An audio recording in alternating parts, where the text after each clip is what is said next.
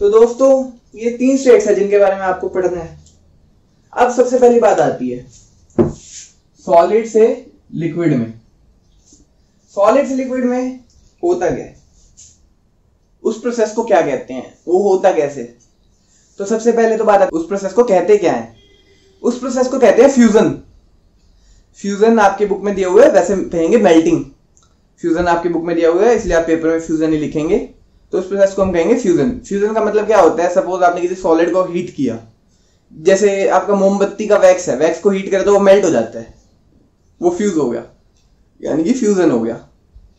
State change होगी, temperature increase हुआ, state change होगी, तो फ्यूजन हुआ। सॉलिड से लिक्विड कब होगा, जब उसका टेम्परेचर इंक्रीज होगा। टेम्परेचर इंक्रीज कैसे कर सकते हैं हम, कोई भी आपका हीट करके उसको डायरेक्टली। उसके बाद आती है लिक्विड से गैस। लिक्विड से गैस की अगर हम बात करें तो लिक्विड से गैस भी कैसे चेंज होगा। लिक्विड से जो गैस का प्रोसेस होता है उसे हम बोलते हैं वेपराइजेशन। क्या बोलते हैं, वेपराइजेशन बोलते हैं उसे। तो लिक्विड से गैस वाले प्रोसेस को हम बोलते हैं वेपराइजेशन।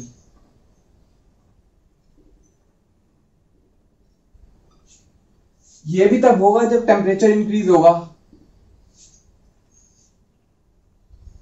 ठीक है।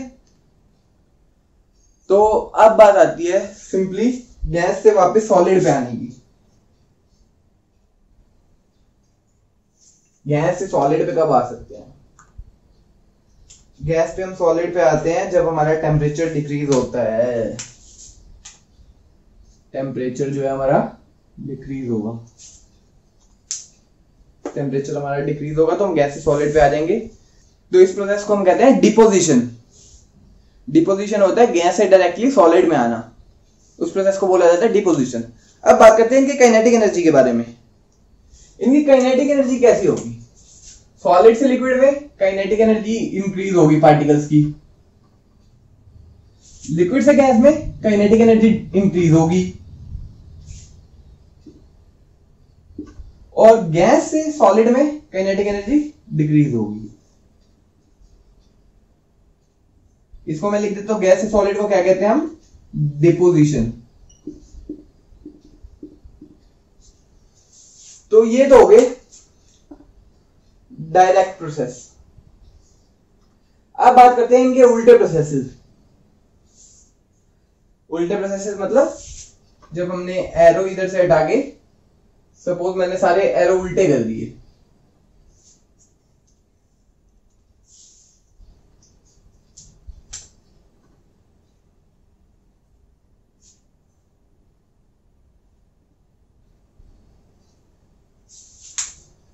अब मैंने इनके सारे एरो उल्टे कर दिए।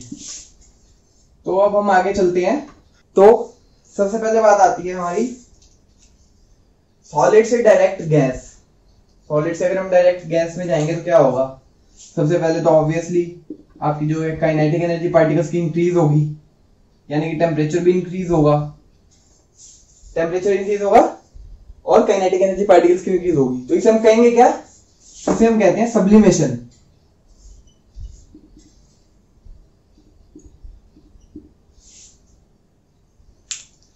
ये है सब्लिमेशन। उसके बाद आती है बात गैस से लिक्विड भी। गैस से लिक्विड का मतलब है काइनेटिक एनर्जी पार्टिकल्स की डिक्रीज हो रही है, टेम्परेचर भी डिक्रीज हो रहा है, समझ रहे हो, टेम्परेचर भी डिक्रीज हो रहा है। तो अब बात करते हैं सब्लिमेशन से आगे गैस से लिक्विड पे जाने की, काइनेटिक एनर्जी डिक्रीज हो रही है, टेम्परेचर डिक्रीज हो रहा है, और इस प्रोसेस को हम कहते हैं कंडेंसेशन। क्या बोलते हैं हम इसे, कंडेंसेशन। उसके बाद आती है लिक्विड से सॉलिड पे। लिक्विड से सॉलिड पे जाएंगे तब भी kinetic energy of particles decrease होगी और आपकी टेम्परेचर भी डिक्रीज होगा, और इस प्रोसेस को हम कहते हैं सॉलिडिफिकेशन।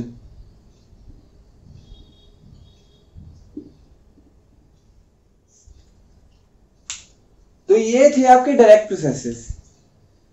तो अब दोस्तों आपके लिए एक छोटा सा असाइनमेंट टाइप कह लो या कुछ भी कह लो, आपको पता करना है कि प्रेशर कैसे अफेक्ट करता है, इन तीनों पे प्रेशर कैसे अफेक्ट करेगा इंटरमोलिकुलर फोर्सेस पे। तो वो आप पढ़ना उसके बारे में थोड़ा सा, अगर आपको समझ में नहीं आता है तो फिर कमेंट कर देना, मैं उस पर भी वीडियो बना दूंगा। तो अब दोस्तों यहां से आगे चलते हैं। तो दोस्तों ये आपका डायग्राम जो है ये आपकी एनसीईआरटी में भी आपको मिल जाएगा। तो एक रिवीजन के तौर पे है, सॉलिड से लिक्विड में जाते हैं तो हम उसे क्या कहते हैं, डिफ्यूजन या मेल्टिंग।